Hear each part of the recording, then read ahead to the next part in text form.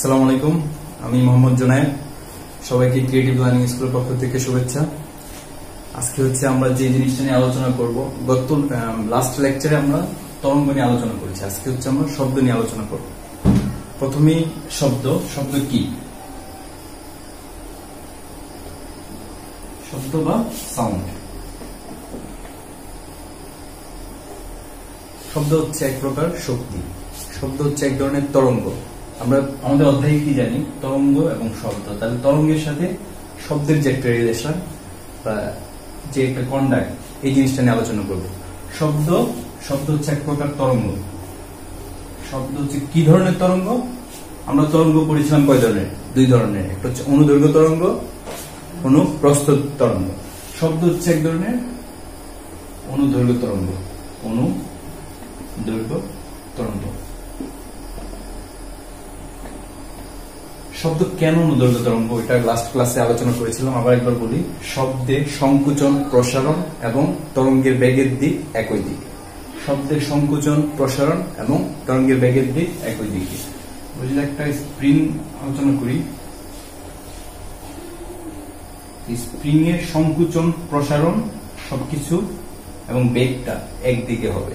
এটা হচ্ছে শব্দের, এটা হচ্ছে শব্দ যে অনুদৈর্ঘ্য তরঙ্গ। এটা হচ্ছে চিত্রের মাধ্যমে বোঝানো যায়। এটা যদি আমরা সংকুচন, এটাকে প্রসারণ ধরি, তাহলে এর দিকে আমরা যদি টানি, তাহলে সংকুচন প্রসারণের দিকটা একই দিকে হবে। এই জন্য হচ্ছে শব্দ এক ধরনের অনুদৈর্ঘ্য। পার্টটা হচ্ছে শ্রাব্যতার সীমা। পার্টটা হচ্ছে শ্রাব্যতার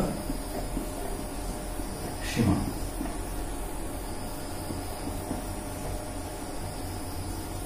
শ্রাব্যতার সীমা কি? শ্রাব্যতার সীমা হচ্ছে অডিবল সাউন্ড, মানে যে সাউন্ডটা আমরা হিউম্যানরা শুনতে পারি। কত হার্জ থেকে কত হার্জ সাউন্ডটা আমরা শুনতে পারি? মানুষ 20 হার্জ থেকে 20,000 হার্জ পর্যন্ত সাউন্ড শুনতে পারে। এটা হচ্ছে মানুষের শ্রাব্যতার সীমা। এটা হচ্ছে মানুষের শ্রাব্যতার সীমা। এর নিচে বা এর পরে এখানে মানুষ শুনতে পারে না। 20 থেকে নিচে, 0 থেকে 20 পর্যন্ত যে কম্পাঙ্কটা আছে, এই শব্দটাকে বলা হয় শব্দের তর। 0 থেকে 20 পর্যন্ত যে কম্পাঙ্কটা, সেটাকে বলা হয় শব্দের তর। বলা হয় শব্দের তর, শব্দের তর। আর 20,000 থেকে প্লাস 20,000 উপরে যতগুলো তরঙ্গ কম্পাঙ্ক আছে, তাকে বলা হয় শব্দোত্তর। শব্দোত্তর কম্পাঙ্ক। শব্দোত্তর কম্পাঙ্ক কাকে বলে বা শব্দোত্তর কম্পাঙ্ক কাকে বলে?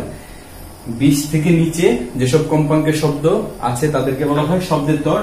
আর 20,000 থেকে বেশি যেসব কম্পাঙ্কের শব্দ সৃষ্টি হয় তাদের বলা হয় শব্দোত্তর। আমি যদি উদাহরণ দিতে আসি, শব্দের তর কারা দেয়? শব্দের তর শব্দ আমরা আসলে শুনতে পারি না। উদাহরণ হিসেবে দিতে গেলে হাতিরা শব্দের তর শব্দের মাধ্যমে নিজেদের মধ্যে যোগাযোগ বা চলাচল করতে পারে। এখন যদি বলা হয় যে হাতির কম্পাঙ্কের রেঞ্জ কত? হাতির কম্পাঙ্কের রেঞ্জ হচ্ছে 0 থেকে 20 হার্জ। আর এটা তো আমরা জানি, এটা হচ্ছে মানুষের, এটা হচ্ছে হিউম্যান। আর শব্দোত্তর কম্পাঙ্ক কার? শব্দোত্তর কম্পাঙ্ক হচ্ছে যাদের কম্পাঙ্ক 20,000 থেকে বেশি। বইয়ের উদাহরণ হচ্ছে বাদুড়। বাদুড় প্রায় 1 লক্ষ।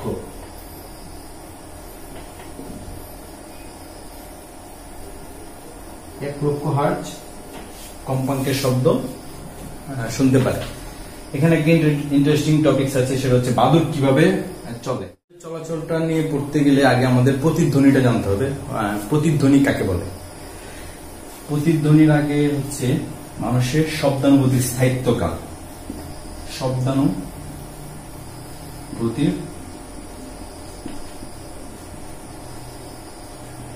স্থায়িত্বকাল।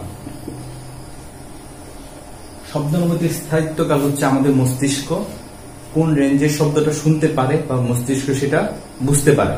মানুষের শব্দানুভূতির স্থায়িত্বকাল হচ্ছে 1/10 অথবা 0.1 সেকেন্ড। এটা হচ্ছে মানুষের শব্দের স্থায়িত্বকাল। মানুষের শব্দের স্থায়িত্বকাল হচ্ছে 0.1 সেকেন্ড। এখন আরেকটা টপিক হচ্ছে এখন একটা ইম্পর্টেন্ট টপিকস নিয়ে কথা বলবো, সেটা হচ্ছে প্রতিধ্বনি।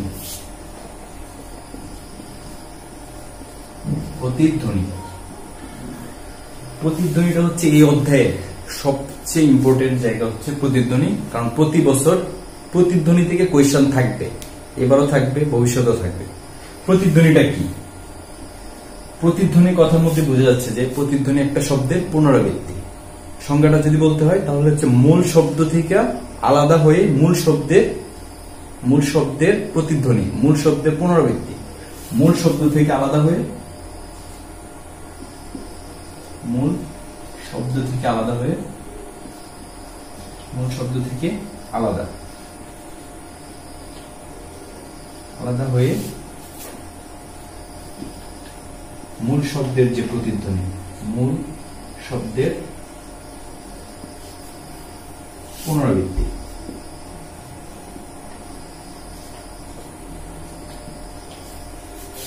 প্র্যাকটিক্যাল উদাহরণে যদি আসি, অনেক সময় দেখা যায় আমরা অনেক বড় বড় দালান কোটায় যখন আমরা চিৎকার করি, তখন কি ওই পাশ থেকে একটা চিৎকার আওয়াজ শোনা যায়। প্রতিধ্বনির ধারণাটা মূলত ওইটাই।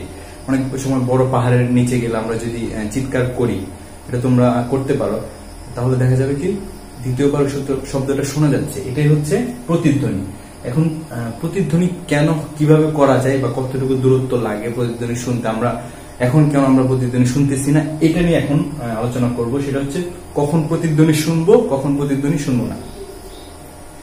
প্রতিধ্বনি শোনার আগে সেটা হচ্ছে মানুষের, আমরা তো জানি মানুষের শব্দের মধ্যে স্থায়িত্বকাল হচ্ছে 0.1 সেকেন্ড। আমরা গতির অধ্যায়ে জেনেছি যে দূরত্ব সমান বেগ গুণ সময়। একটা মানুষ যদি আমরা একটা দালান কোঠা ধরি, এখানে একটা মানুষ যদি চিন্তা করি, তার প্রতিধ্বনি শুনতে হলে কি পরিমাণ দূরত্ব লাগবে, এই মানুষটার মানুষ হয়েছে। আচ্ছা, এই জায়গা থেকে যদি আমি প্রতিধ্বনি শুনতে চাই, এই জায়গা এটা হচ্ছে একটা দালান কোঠা ধরলাম, তার কি পরিমাণ দূরত্ব লাগবে সে প্রতিধ্বনি শোনার জন্য। প্রতিধ্বনি শোনার বিষয়টা হচ্ছে সে একবার কথা বলবে, সাউন্ডটা দিবে, দ্বিতীয়বার তার কানে এটা আসতে হবে। তার দূরত্বটা কিভাবে বোঝা যাচ্ছে? সে একবার যাচ্ছে, একটা এস স্মরণটা, তার আবার ফিরতি তার কানে আসতেছে, সেটা হচ্ছে আরেকটা এস। এটা হচ্ছে দুইটা স্মরণ। এই জন্য প্রতিধ্বনি সূত্র, দূরত্বের যদি দূরত্ব থেকে প্রতিধ্বনিটা বসাই, তখন এখানে সূত্রটা হয় এস ইকুয়াল টু ভিটি, সময়ের টি, দূরত্বের সমান। আর প্রতিধ্বনির ক্ষেত্রে এটা হবে 2s। কারণ কি, একবার সে সাউন্ড করতেছে, দ্বিতীয়বার সাউন্ড আসতেছে। স্মরণটা কয়বার হচ্ছে? একবার সে সাউন্ড করতেছে, আরেকবার সাউন্ড আসতেছে, এই জন্য হচ্ছে 2s। এখানে 2s সমান ভিটি। এত কিছু বোঝানোর মানেটা হচ্ছে এই 2s টা কই থেকে আসছে ভাইয়া? 2s কই থেকে আসছে? 2s টা আসছে যে প্রতিধ্বনি শোনার জন্য আমরা একবার সাউন্ড করি, ওই সাউন্ডটা দেয়ালে ধাক্কা খেয়ে আবার আসে, আবার এস দূরত্বে আসে, এটাকে বলা হয় 2s। একটা এস, দুইটা এস, এই জন্য 2s সমান ভিটি। একমাত্র প্রতিধ্বনির ক্ষেত্রেই 2s সমান ভিটি। এখন হচ্ছে আমরা কখন প্রতিধ্বনি শুনবো। প্রতিধ্বনি শোনার জন্য যেহেতু সূত্রটা কি ছিল, প্রতিধ্বনি 2s সমান ভিটি। আমরা টি তো জানি, টি হচ্ছে মানুষের শব্দানুভূতির স্থায়িত্বকাল, কত? 0.1 সেকেন্ড। আর বেগ কত?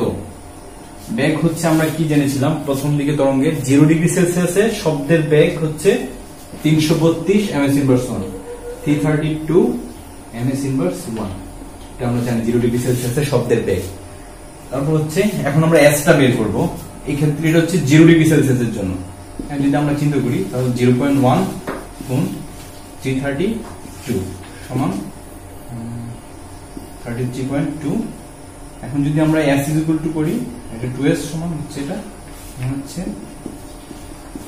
s সমান হচ্ছে 33.2 ভাগ 2 সমান 16.6 মিটার। এসটা হচ্ছে 16.6 মিটার।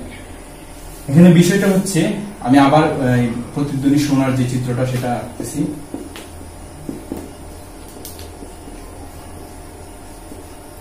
একটা মানুষকে প্রতিধ্বনি শুনতে হলে 0 ডিগ্রি সেলসিয়াসে প্রতিধ্বনি শুনতে হলে ন্যূনতম দূরত্ব লাগবে 16.6 মিটার। যে এসটা ছিল এস ইকুয়াল টু 16.6 মিটার।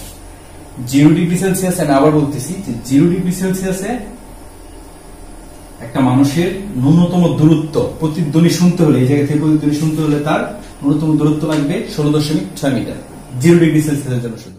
এখন হচ্ছে শব্দের আরেকটা টপিক, সেটা হচ্ছে তাপমাত্রার সাথে শব্দের বেগের সম্পর্ক। আমরা জানি 0 ডিগ্রি সেলসিয়াসে শব্দের বেগ 332 ms ইনভার্স 1। এখন হচ্ছে আমরা এখান থেকে বোঝা যাচ্ছে যে টেম্পারেচারের সাথে বেগের একটা সম্পর্ক আছে। টেম্পারেচারের সাথে শব্দের বেগের কি সম্পর্ক? টেম্পারেচারের সাথে বেগের সম্পর্ক হচ্ছে ভি সমানুপাতিক √T। কোন শব্দের বেগ তার তাপমাত্রার বর্গমূলের সমানুপাতিক। তাপমাত্রার বর্গমূলের সমানুপাতিক। শব্দের বেগটা তাপমাত্রার বর্গমূলের সমানুপাতিক। এখন 0 ডিগ্রি সেলসিয়াসে যদি একটা বেগের মান 332 হয়, 10 ডিগ্রি সেলসিয়াসে হচ্ছে শব্দের বেগটা হচ্ছে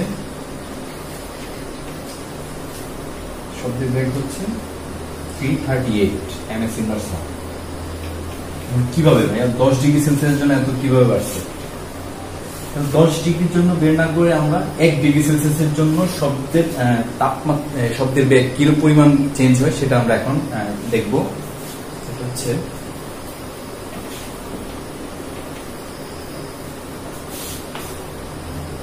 এক ডিগ্রি সেলসিয়াসের জন্য শব্দের বেগ কি পরিমাণ বাড়ে।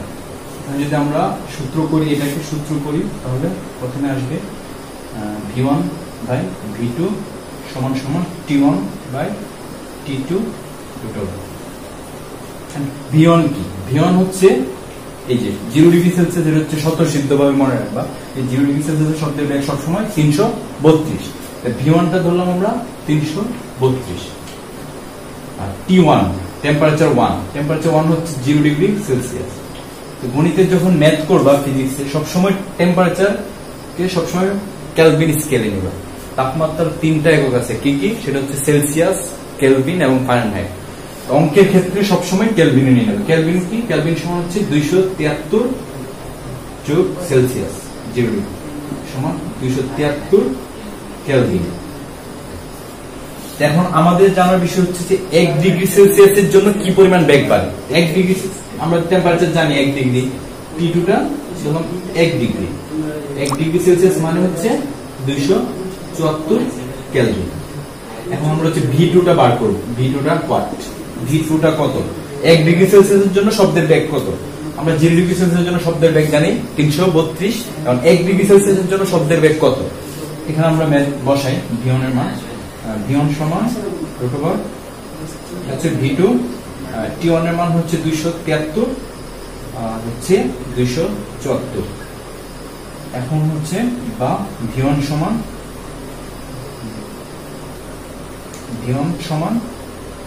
V2, এখানে মানটা কত?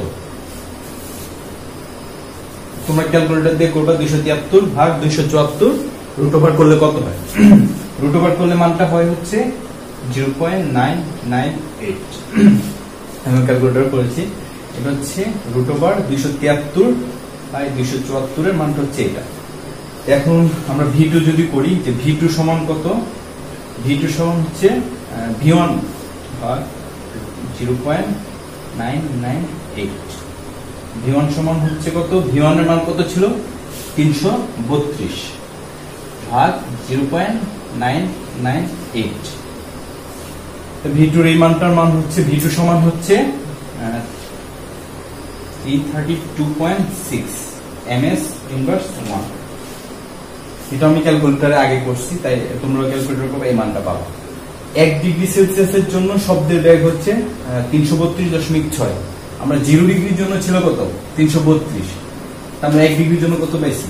1 ডিগ্রির জন্য 330.6 ms ইনভার্স 1।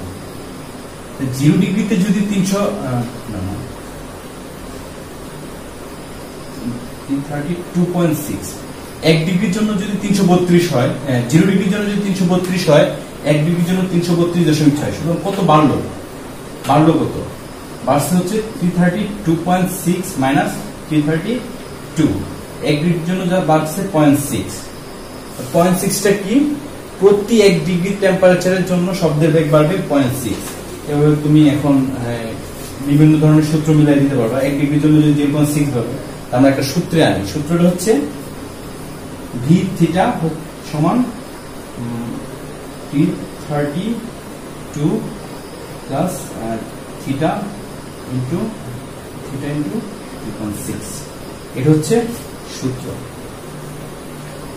v থিটা সমান 332 থিটা ইনটু 0.6।